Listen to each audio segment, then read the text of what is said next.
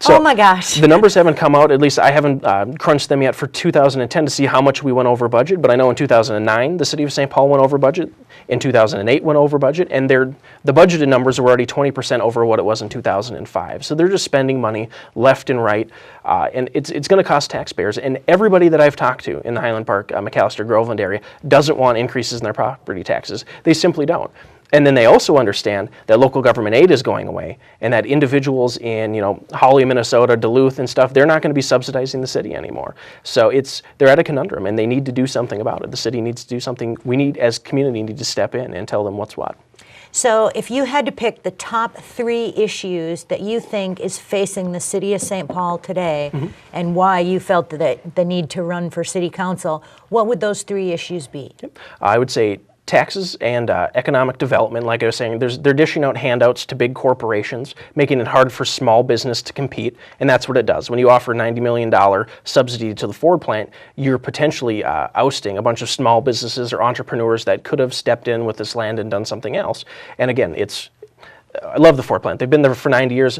Don't want to say anything bad about them. They've been an ample part of our community, and we thank them for their service. But we need to move on. We need to diversify our portfolio in the Ward 3 area. So economic development, I think they're going to try to dish out subsidies on the taxpayer dollar through bonding or through interest, like loans from the government, federal government. Public safety is another one.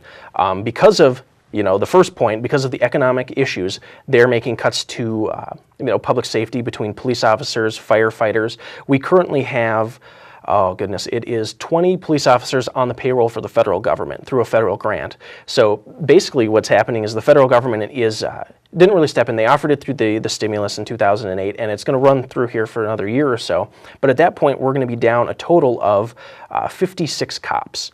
That's about 9%. 1 in 11 of the police officers we had in 2009 are not going to be there anymore. We're going to have a significantly decreased public police force, a peace officer force, going around fighting criminals, which is fundamental to a fair and free society, is police officers. So because of 1, 2 is becoming an issue. Public safety is absolutely on the issue.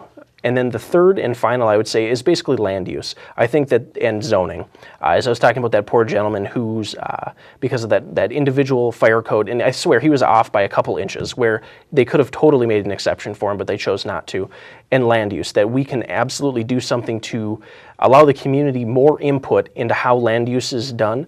We have what are called district councils, which are basically neighborhood councils, which we could give them more power, put more power to the people. One of the prime issues with land use in St. Paul is that it goes through kind of a 3-tier review.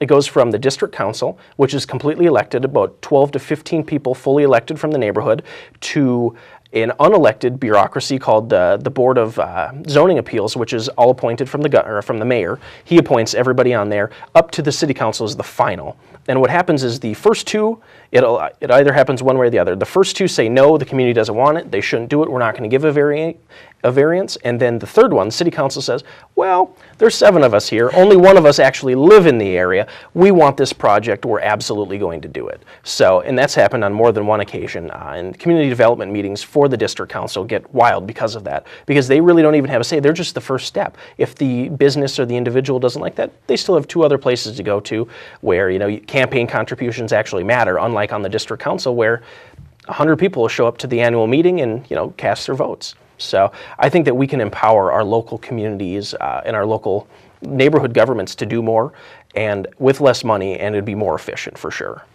And let's tell the viewers, why should they vote for you? Well, I think that besides the fact that you have a wealth of information in your head there. Well, I try. I think that